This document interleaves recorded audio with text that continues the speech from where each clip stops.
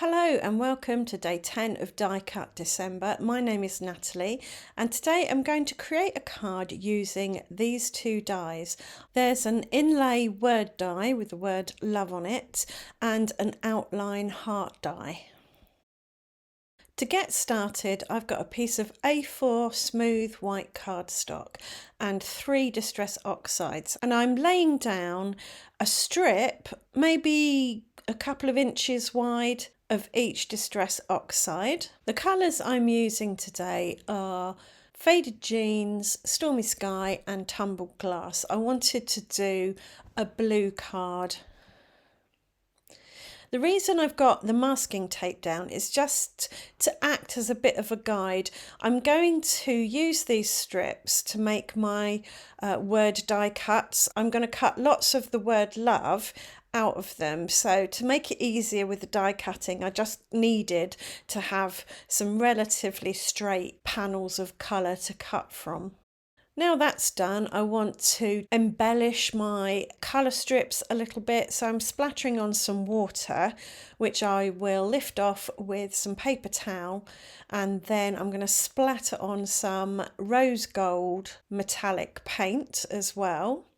And I thought the rose gold, which is a bit of an orangey colour, would work well with the blues because orange and blue are complementary colours and they bring out the best in each other. After I dried the strips with my hairdryer, I chopped them up so they would fit in the folder for my Gemini Mini die cutting machine.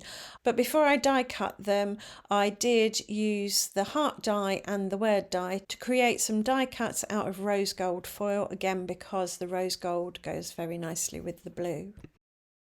So here I am just cutting the first love word from my first panel. I think I managed to get 8 out of each of my strips of colour.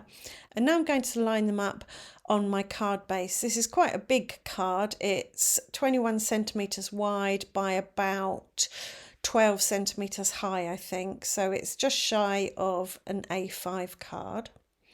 And obviously I want to get these straight. If you go for wonky, go for wonky, but if you want it to look straight, then using a ruler always helps. So I stuck down my first one. I chose the light blue, the tumbled glass, because I wanted this to be my focal point. And I took the copper letters out of the copper word die cut and inlaid them into the blue word die cut, again because I want this to be my focal point, and the light blue really draws your eye, as does the copper. So they all got glued down with tacky glue. I pressed it down with some deli paper and then began the process of lining up all of the other die cuts. So I did a repeating pattern of light blue, well, tumbled glass, faded jeans, then stormy sky, and then back to tumbled glass again. And I did the whole of that line, then the line above, and then the line below. And I offset them so that I didn't have the same colour above or below each other. So I'm wondering, do you have anything like this love die in your stash? I think this one might be from Crafter's Companion. I'm not sure. Could be one that I picked up in a charity shop. But if you create something like this, I'd love to see it. So do tag me on social media. All my links are in the description of this video. Now it's time to add my heart die cut. I popped a bit of tacky glue on the back of this and then positioned it around the copper love word on the card. So as I say, that's my focal area. The word love is repeated over and over again, but you've got this copper that really draws your eye just to that one place, so you know where to look.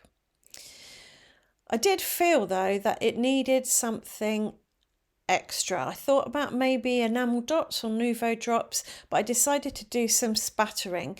So I cut myself a mask out of a scrap piece of paper, masked off the rest of the card with some deli paper, and then spattered on some more of that rose gold paint. And the mask is there just to stop those spatters going all over the open space that I created. They are just part of the focal point there. And that's it. That's this card finished. It is clean and simple. There's lots of nice open empty space. There's a limited colour palette and only a few layers and minimal embellishments, but I think it still packs a punch, has an impact, and it would definitely say I love you to the recipient. So that's it for this video. Thanks for joining me. I hope you've enjoyed it, and I hope to see you back here very soon. Thanks for watching. Bye for now.